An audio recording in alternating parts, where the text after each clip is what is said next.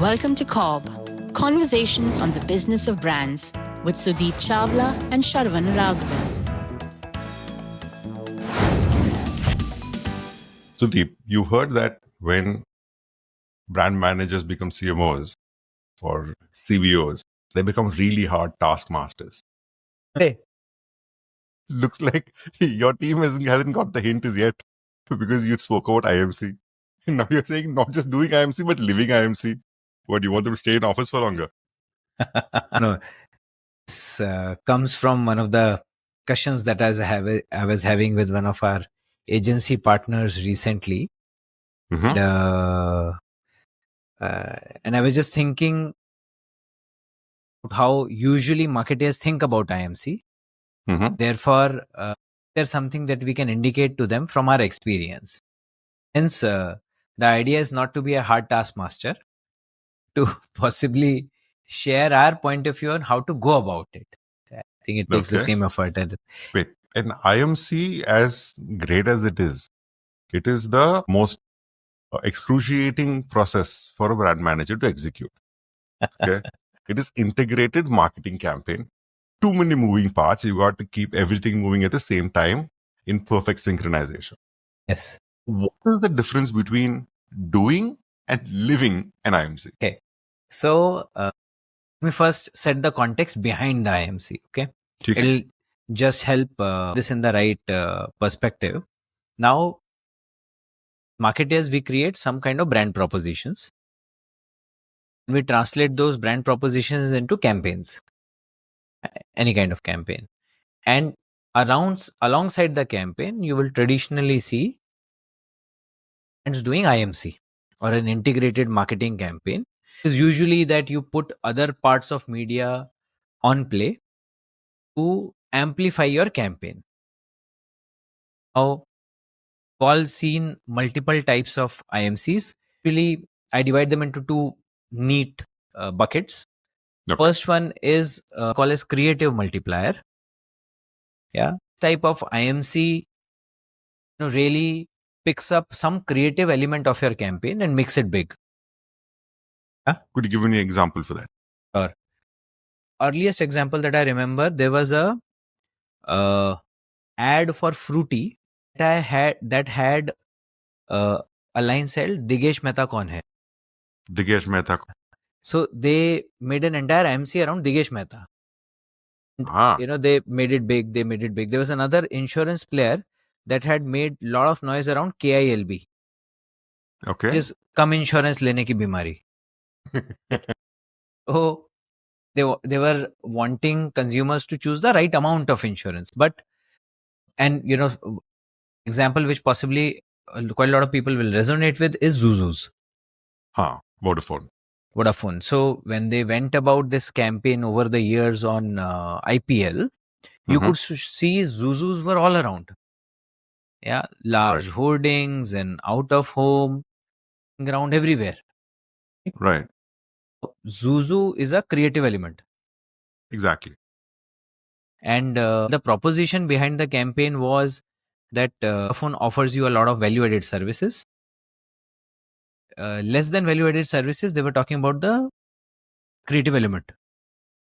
Exactly. So I have a question there. When you do this kind of a creative multiplier IMC, doesn't the creative overpower the brand message? Or is that okay?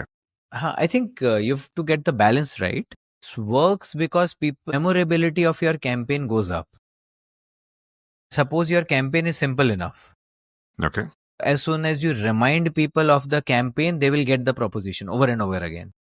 I think it is okay to amplify your creative.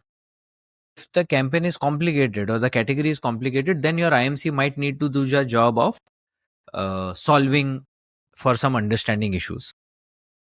Okay. I remember back in 2009, done a campaign on dairy milk. Yeah. It was based on this old Hindi song called Khush hai zamana aaj pehli tarikh hai, meetha hai khana aaj pehli tarikh hai, right? With Varun Badola dancing on this track. Now, came out quite nicely.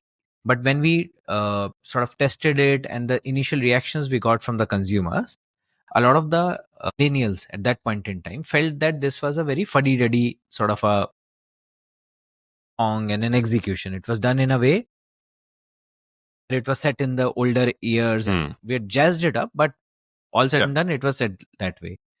Got There it. was a little bit of this feeling that this might not cut very well with younger audiences.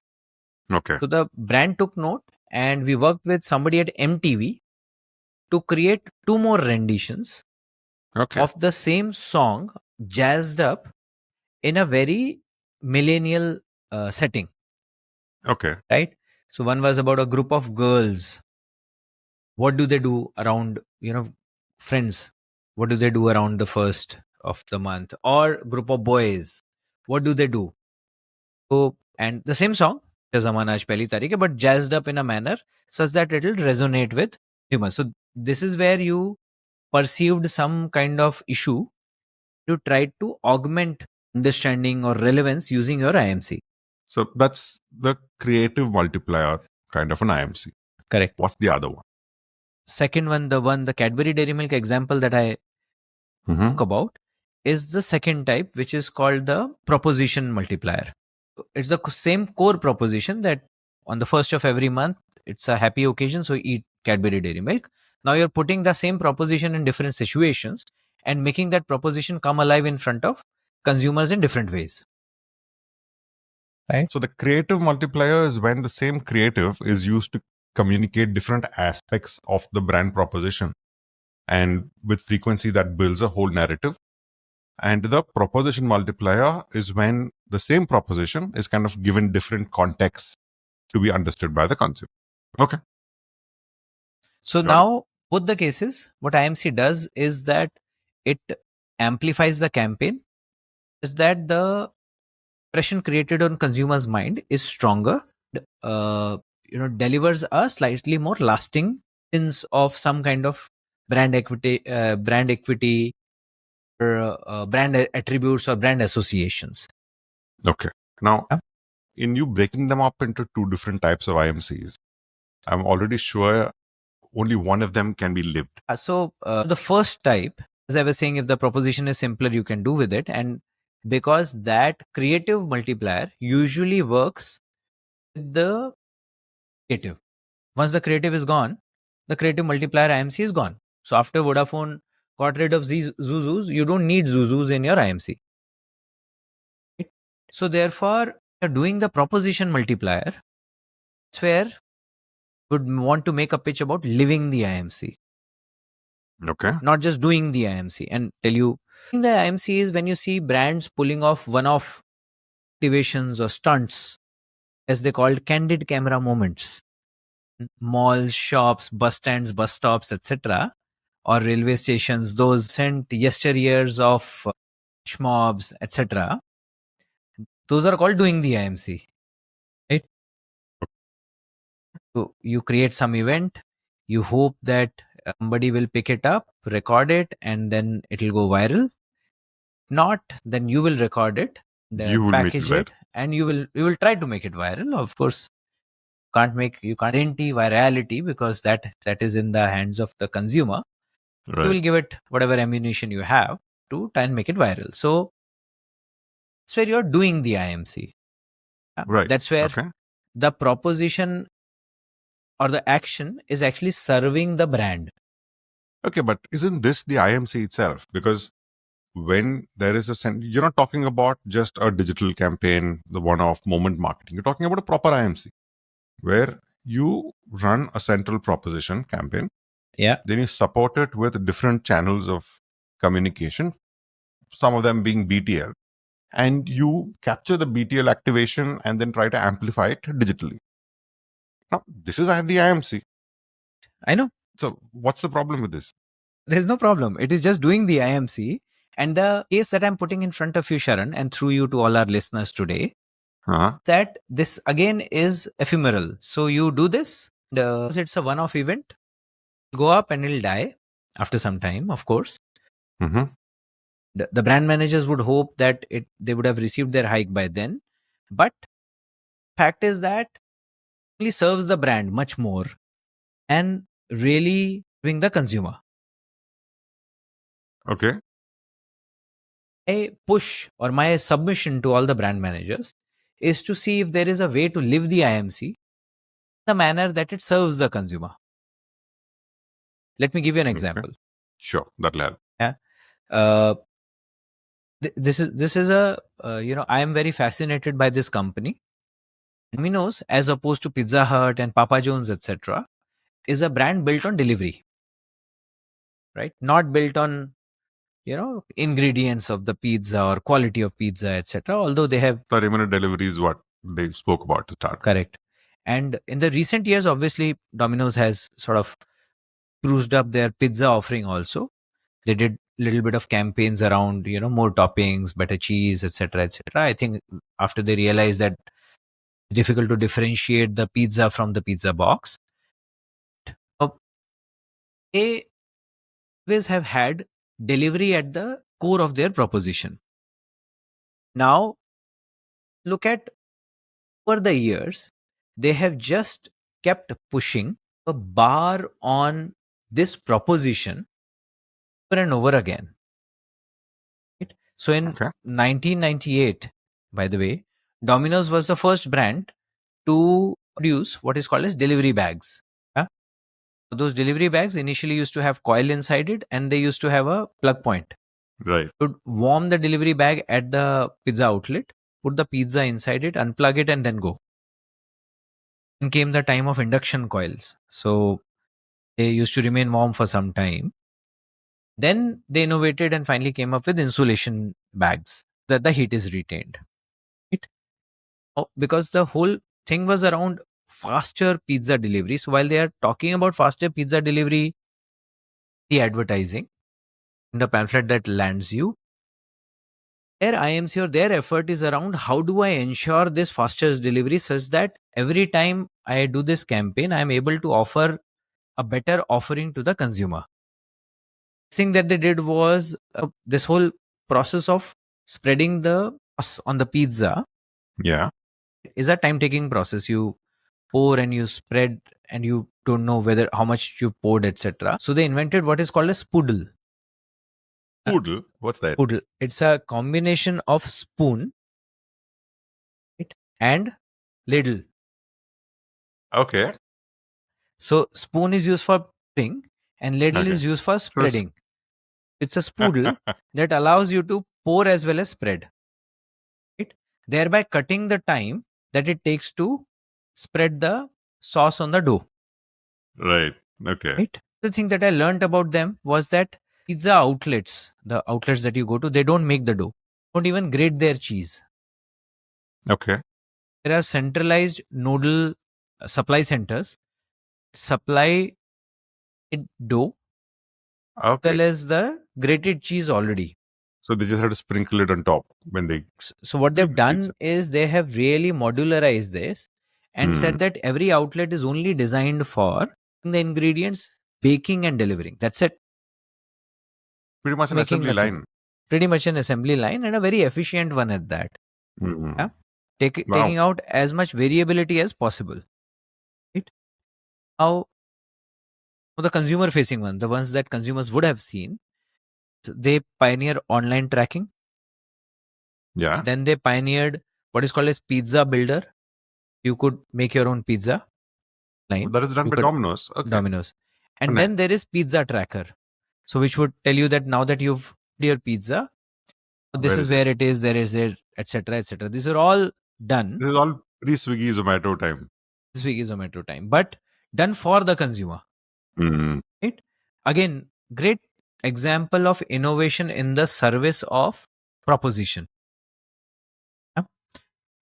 Recently, I read that they have introduced what is called as pinpoint delivery. Okay. Which means that you could be sitting in the middle of a beach park or any place. You don't need to enter any location. Okay. Set up your GPS location and the pizza gets delivered at the GPS location.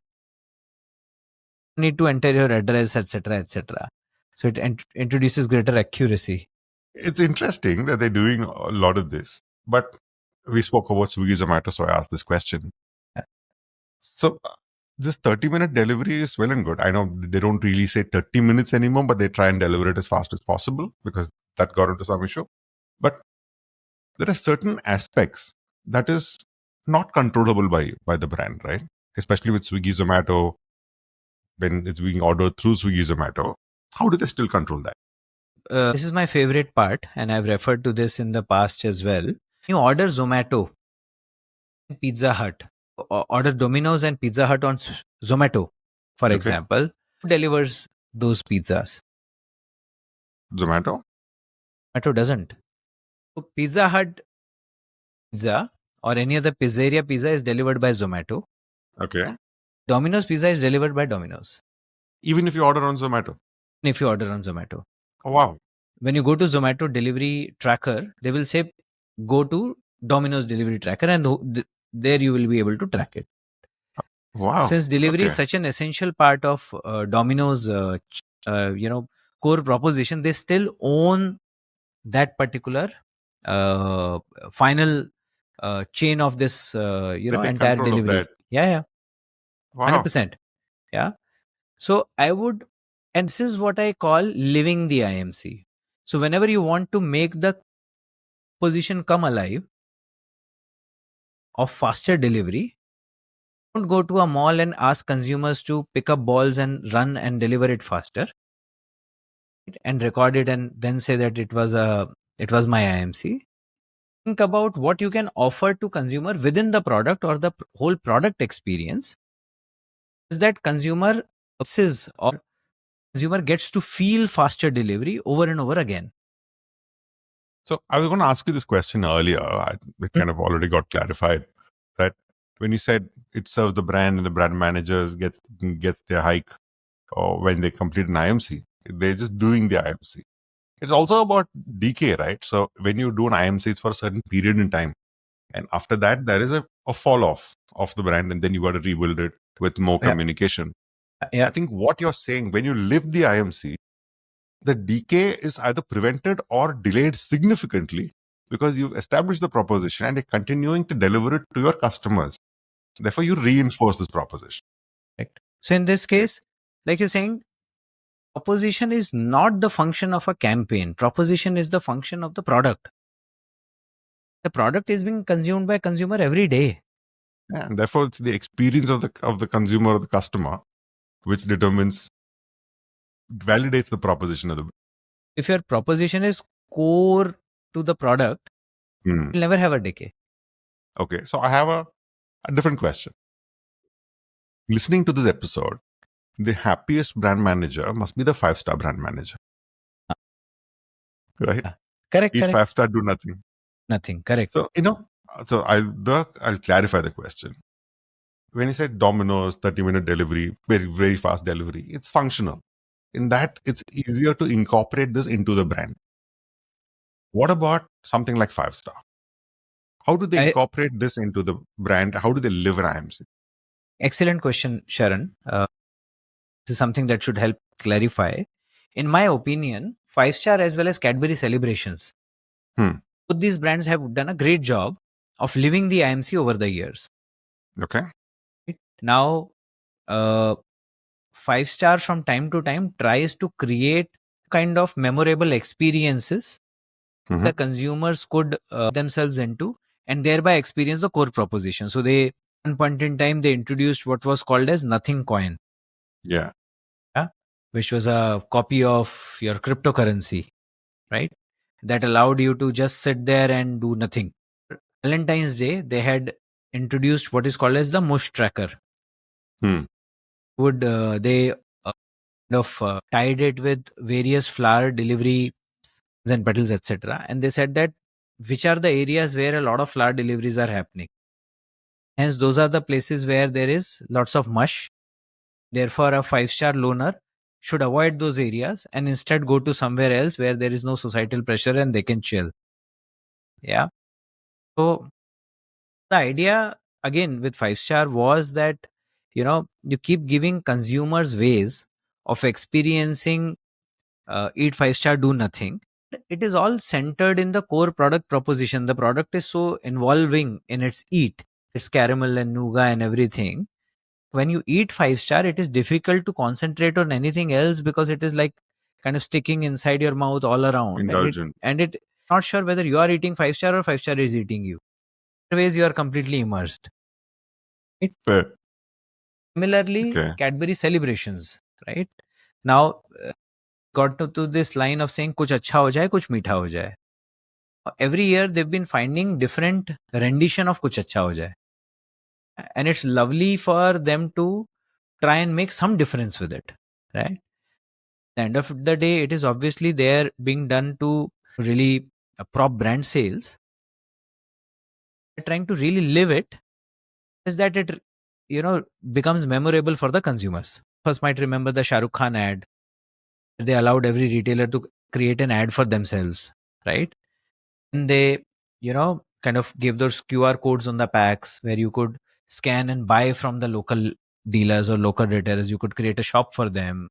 So those are all ways in which you could really live the IMC and thereby create a much more memorable impression in consumers' mind. Perfect example, Sudeep.